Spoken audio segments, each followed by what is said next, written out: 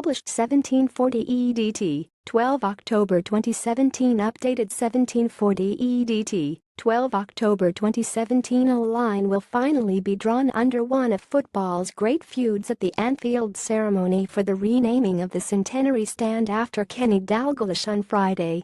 The Scot, whose unparalleled services to Liverpool as both player and manager is being recognised by the honour, drew up the VIP guest list for the unveiling.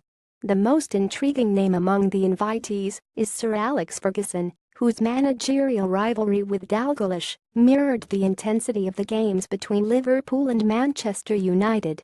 Kenny Dalglish left shows Sir Alex Ferguson right rift his history with invite to stand. openingOne incident saw Dalglish carrying baby daughter Lauren past a group of reporters interviewing Ferguson after a 33 draw at Anfield in 1988 and saying You'll get more sense out of her. But in recent years Dalglish and Ferguson, who has a stand named after him at Old Trafford, have become much closer with a lot of mutual respect culminating in Fergie being a special guest on Friday, along with United legend Sir Bobby Charlton. More predictable names on the list include Liverpool-born comedian Jimmy Tarbuck, former manager Gerard Houllier and former players Ian St. John, Robbie Fowler, Alan Hansen, Phil Thompson and Steven Gerrard. Dalglish wanted the occasion on Friday, rather than at Anfield on Saturday for the Liverpool v United game, because he did not want to be the cause of any interference to the matchday focus. The pair were long-standing rivals in Dalglish's two separate spells as Liverpool boss. Crystal Palace chairman Steve Parish, whose team are still without a point or a goal in the Premier League this season, must be fearing the worst. He is using social media to advertise two large commercial properties in Clerkenwell available for rent on flexible terms. Crystal Palace chairman Steve Parish has seen his side struggle in Premier League this season. A handful of Arsenal shares have been traded for a record amount over the last week. The 6 shares were sold on the next exchange at prices between £25,000 and £28,000, which is up more than 20% in the last 6 months. Neither Stan Kroenke nor Alisher Osmanov, who own the vast majority of Arsenal shares, were the buyers as they have to make it public when they add to their holdings. The only obvious perk for new shareholders is entry to the Arsenal annual meeting in a fortnight, but it is a lot to pay just to complain about chief executive Ivan Gazidis receiving a £1 million bonus in the season Arsenal failed to qualify for the Champions League.